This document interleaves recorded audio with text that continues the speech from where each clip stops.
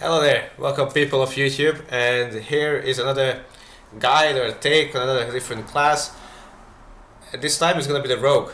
So after my hardcore necromancer died, I thought I want to make a character that is more permanent. I made the barbarian. That was a terrible experience. There's a video about that as well that I made a couple of days ago, but it felt so much like a chore. I thought I'm gonna go back to the class that I played during the beta, which was the rogue, and I personally had the most fun with while leveling so far.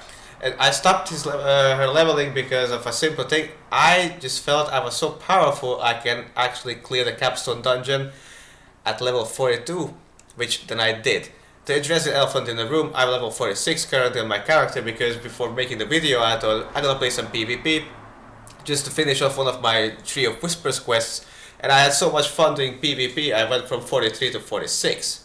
So I turned 43 while inside the capstone dungeon, and then I just thought, oh, I'm gonna just, procrastinating about the script, and I was 46 sooner than I have ever expected, which is why the rogue is just clearly so much fun. The build is nothing unusual, nothing that you have not seen before in every single guide video, which is because it's just simply the most efficient way to play it. You play puncture, which is pretty much your source of vulnerable and energy, and then you go twisting blades, you go down this way, you grab a couple of passives, you get the two mobility skills, which is shadow step and dash. You don't actually necessarily have to put them into some further development, but you can if you want to. And here you want more vulnerable damage, you want the poison immune, you want to get some extra stats on that one as well. Here you want your immune critical strike to be amplified, and you absolutely want to run with your clone and then momentum. First, this build was a bit confusing for me because initially I played with the flurry build, which is the most viable build when you're doing the game through the campaigns. At first you're gonna only have access to fractured peaks, which then will eventually grant you a dungeon somewhere here, I actually don't remember anymore, which gives you the flurry upgrade when you do it in a circle. And that means you can actually spread vulnerability. The improved flurry can spread the vulnerable circle, you heal back from it, and you simply just gonna mow down enemies. Once you get to Act 2, you unlock a dungeon here where you can get the upgrade for the twisting blades, which is absolutely essential for you to be able to run this build. I am not best in slot, but I was quite lucky to grab a couple of good legendaries, and this is just purely true while I was leveling. I got quite lucky, admittedly. So here I have some basic skill damage, a little bit of unstoppability. My poison inbounds to be more powerful is always good. Some armor here, extra shadow stab, which is just really good. Extra, your immune skills effect have 80% increased potency against vulnerable enemies, which ramps up your damage significantly. And here's the most critical one: the twisted blades orbit for a short time around you when they return, and that is just crucial because that is actually the key source of damage here. Also, your imbuements are applied to your clone as well, which does also once again a significant damage ramp up.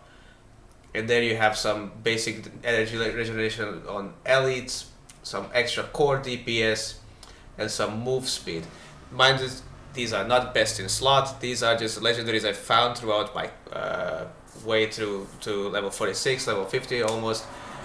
Specialization, inner sight, very critical. What you want to do in a group situation is that you want to find the ones with the purple mark, stack up your little eye here, and then for 4 seconds you have an infinite source of energy, which is when you pop your shadow clone, which is then when you pop your poison imbuement, and that is your key source of damage. So originally I found twisting blades a bit confusing, it just didn't make as much sense to me as flurry does, and that was because I didn't fully understand its mechanics. And now I'm trying to get out into the PvP zone. Hopefully I don't just get decimated by somebody as soon as I leave the door. But what I found first confusing was that the damage didn't happen immediately. The damage ramps up. As you stab him, eventually the blades come back circling to you. And that is what is the most important, because you have 2 mobility skills in order for these blades to travel. And as they travel to you is the real source of damage.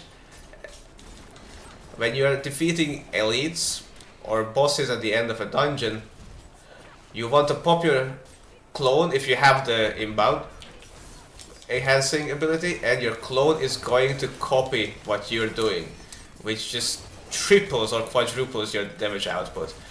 And if you manage to pop your clone and imbue while you have infinite energy, you can literally spam as many twisting like right now that your fingers allow.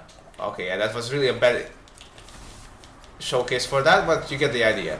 You keep spamming your core ability and the blades will just twist around you indefinitely, almost infinitely. I've been able to defeat like literally anything the game threw at me, including other players. The world boss somewhere around here, or the area boss somewhere around here, is also absolutely easy peasy. I've been mowing down other players pretty consistently. There he is. So hopefully this will be a better showcase of what this build is capable of. You spam in those daggers and they initially don't do much damage, but once they come out and start circling around you, is that when you're really popping off. Right now, imbue, and just spam it, just spam it, just spam it, and the blades keep turning. And you can see how quickly the health of the boss is just disappearing. And you jump back in, imbue, and there you go. It has some low runs, but once the insight just comes back online, you just keep spamming for more. Shadow step. There we go. There we go. Infinite energy again. And you just keep spamming. And you can see on those windows of opportunity, your DPS just ramps up so hard. Now, clone, and you both doing the same imbue. Still has time, and look at the health just disappearing. Look at that. You can literally hear the blades just turning like crazy. I know that the twisting blade has been nerfed several times at this point, but yet it still is an incredible source of damage. And as I said, oh, there we go, there's some loot.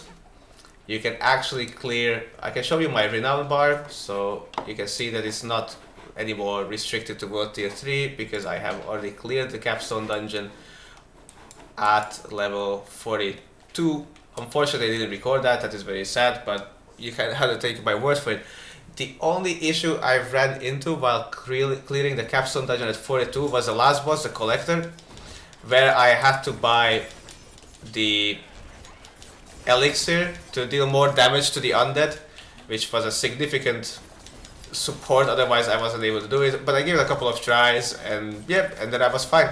This is not a hardcore character, mind you. I do not know how well it would fare in a hardcore environment.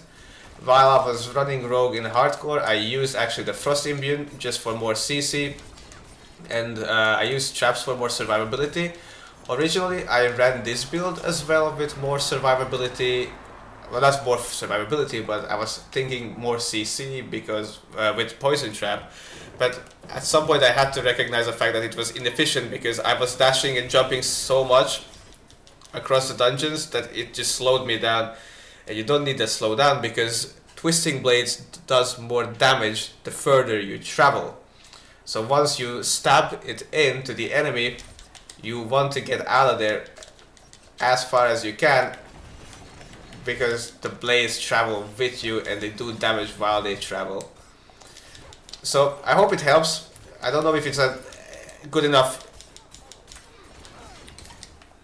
opportunity for you to see how powerful it is, but trust me on it, it's the most fun you can ever have. Way better than, in my experience, way better leveling experience, way more fun, way more interaction. You literally just slice and dice down everything and anything that comes your way.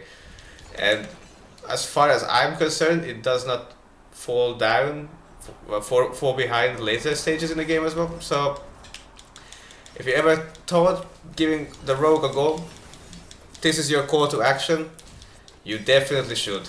I cannot recommend it more than I already did. If you like the video, if you think the guide is helpful, should a like, should a subscribe, check out the Twitch. I'm a very small channel, I'm a very small streamer, so every single one of them, every comment, every like helps me out a lot to keep the motivation going for me to keep putting out this content. I'm sorry that I didn't run into anybody to record some PvP, but yeah, I hope you enjoyed, I hope you learned something. Twisted Blade Rogue, level 42 capstone dungeon. Later on the mobs get 53, so that's a bit dicey, but you can easily clear anything that is 5 to 8 levels above you. You really shouldn't have any issues with that. So I hope you learned something, I hope you enjoyed it.